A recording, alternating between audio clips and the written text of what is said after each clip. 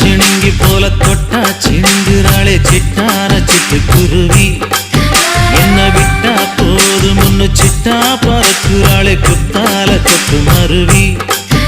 அந்த சீம காட்டுல சின்ன தேனு கூட்டுல அந்த தெக்கு சீம கரட்டுல தேர் எடுத்து வச்சிருக்கேன் சின்ன பொண்ணை ஊட்டி விடவா.